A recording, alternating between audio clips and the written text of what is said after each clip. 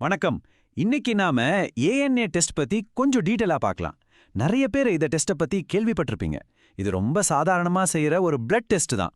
ஆனா இதோட ரிசல்ட் வரும்போது தான் பலருக்கும் குழப்பம் ஆரம்பிக்குது. சோ இந்த ரிசல்ட்ஸ் உண்மையிலே என்ன சொல்ல வருது, இதை நம்ம ஏன் சரியா புரிஞ்சுக்கணும், வாங்க இத பத்தி விளக்கமா பார்க்கலாம். சரி, முதல்ல ஒரு விஷயத்தை யோசிச்சு பாருங்க. நம்ம உடம்புக்குள்ளேயே ஒரு சூப்பர் பவர்ஃபுல் பாதுகாப்பு படை இருக்கு. அதுதான் நம்மளோட இம்யூன் சிஸ்டம். அது நம்மளை எல்லா நோய்கள்ல இருந்தும் காப்பாத்துது. ஆனா என்னாகும், அதே பாதுகாப்பு படைக்கு ஒரு குழப்பம் வந்து எதிரி யாரு நன்மை யாருன்னு தெரியாம நம்மளையே தாக்க ஆரம்பிச்சா கொஞ்சம் பயமா இருக்குல்ல? ஆனா இதுதான் சில சமயம் நடக்குது. அந்த மாதிரி குழம்பி போன நம்ம உடம்போட பாதுகாவலர்களை தான் நாம ஆன்டி நியூக்ளியர் ஆன்டிபாடிகள் இல்லனா சுருக்கமா ஏஎன்ஏ அப்படின்னு சொல்றோம். இவங்கள ஒரு கன்ஃபியூஸ்டான செக்யூரிட்டி கார்ட்ஸ் மாதிரி நினைச்சுக்கோங்க.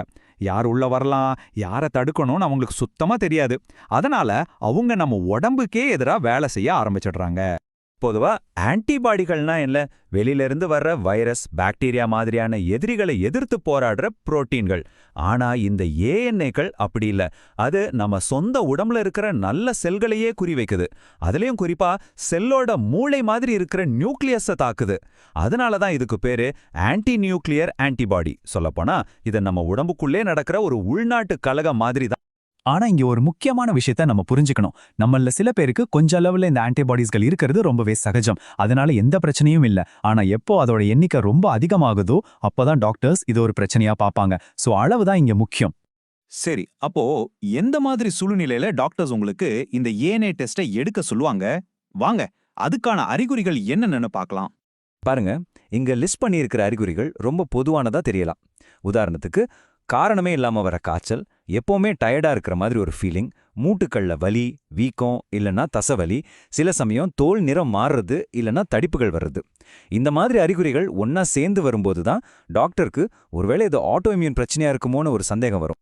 இந்த ஏஎன்ஏ டெஸ்ட் குறிப்பா லூப்பஸ், முடக்குவாதம், ஸ்க்ளெரோட்டமா மாதிரி பல ஆட்டோ இம்யூன் நோய்களை கண்டுபிடிக்கிறதுக்கு ஒரு முக்கியமான முதல் படியா இருக்கு.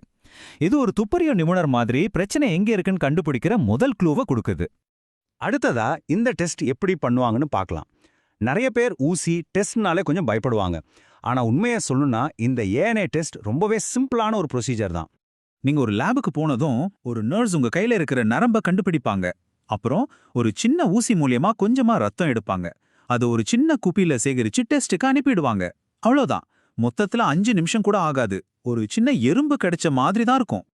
இந்த டெஸ்ட்டுக்கு பெரிய தயாரிப்பு எதுவும் தேவையில்ல. ஆனா ஒரே ஒரு முக்கியமான விஷயம் இருக்கு. நீங்க எடுத்துக்கிட்டு இருக்கிற எல்லா மருந்துகள் பத்தியும், அது சப்ளிமெண்ட்ஸா இருந்தாலும் சரி, மறக்காம உங்க டாக்டர் கிட்ட சொல்லிடணும். ஏன்னா சில மருந்துகள் கூட டெஸ்ட் ரிசல்ட்டா மாத்த வாய்ப்பு இருக்கு. இந்த டெஸ்டால ஏதாவது ஆபத்து இருக்கான்னு கேட்டா கிட்டத்தட்ட இல்லைன்னே சொல்லலாம். ஊசி போட்ட இடத்துல லேசா வலிக்கலாம், இல்லனா சின்னதா ஒரு காயம் மாதிரி ஆகலாம். ஆனா அதுவும் 1-2 நாள்ல சரியாயிடும். சோ இத பத்தி நீங்க பயப்படவே வேண்டாம். சரி, டெஸ்ட் எடுத்தாச்சு. இப்போ ரிசல்ட்ஸ் வந்துருச்சு. இதுதான் எல்லாருமே ரொம்ப ஆவலா எதிர்பார்க்கிற, அதே சமயம் குழம்புற பகுதி. வாங்க உங்க ரிசல்ட்ஸ் பாசிட்டிவா இருந்தா என்ன அர்த்தம், நெகட்டிவா இருந்தா என்ன அர்த்தம்னு தெளிவா புரிஞ்சுக்கலாம். ரொம்ப சிம்பிளா சொல்லணும்னா, உங்க ரிசல்ட் நெகட்டிவ்னு வந்தா உங்க ரத்தத்துல ஏஎன்ஏக்கள் பெருசா இல்லைன்னு அர்த்தம். அதனால ஆட்டோ இம்யூன் நோய் இருக்கிறதுக்கான வாய்ப்பு ரொம்ப கம்மின்னு சொல்லலாம். ஆனா பாசிட்டிவ்னு வந்தா உங்க ரத்தத்துல ஏஎன்ஏக்கள் இருக்குன்னு அர்த்தம். இது ஒரு ஆட்டோ இம்யூன் நோயோட அறிகுறியா இருக்கலாம். ஆனா அது மட்டும்தான் காரணமா இருக்கணும்னு அவசியம் இல்ல. அதனால தான் பாசிட்டிவ் ரிசல்ட் வந்தா டாக்டர்ஸ் இன்னும் சில டெஸ்ட்களை செய்ய சொல்வாங்க. இத நல்லா மனசுல வச்சுக்கோங்க. உங்க ரிசல்ட் பாசிட்டிவ்னு வந்தா உடனே உங்களுக்கு ஏதோ பெரிய நோய் வந்துருச்சுன்னு பயப்படக்கூடாது. உங்க ரத்தத்துல ஏஎன்ஏ இருக்கிறது மட்டுமே உங்களுக்கு நோய் இருக்குன்னு அர்த்தம் கிடையாது. இதுதான் இந்த முழு விளக்கத்திலுமே நீங்க தெரிஞ்சுக்க வேண்டிய முக்கியமான பாயிண்ட். அப்போ வேற என்னென்ன காரணங்களால ஏஎன்ஏ பாசிட்டிவ் வரலாம்? பாருங்க, கொஞ்ச நாளைக்கு முன்னாடி வந்த ஒரு வைரஸ் காய்ச்சல் காரணமா இருக்கலாம். வயசாகிறதுனால, குறிப்பா 65 வயசுக்கு மேல இருக்கிற பெண்களுக்கு இது சகஜமா வரலாம். நீங்க எடுத்துக்கிற சில மருந்துகள், ஏன் சில சமயம் கேன்சர் மாதிரியான பிரச்சனைகள் கூட ஏஎன்ஏ பாசிட்டிவ் ரிசல்ட்டுக்கு காரணமா இருக்கலாம். அதனாலதான் இது ஒரு புதிரின் ஒரு துண்டு மட்டும்தான். ஆக நாம இப்போ ஒரு முடிவுக்கு வரலாம். இந்த ஏஎன்ஏ டெஸ்ட்ங்கிறது ஒரு துப்பு தான். அதுவே ஒரு முழுமையான தீர்ப்பு கிடையாது. இத வச்சு நாம ஒரு பெரிய படத்தை புரிஞ்சிக்க முயற்சி பண்றோம்.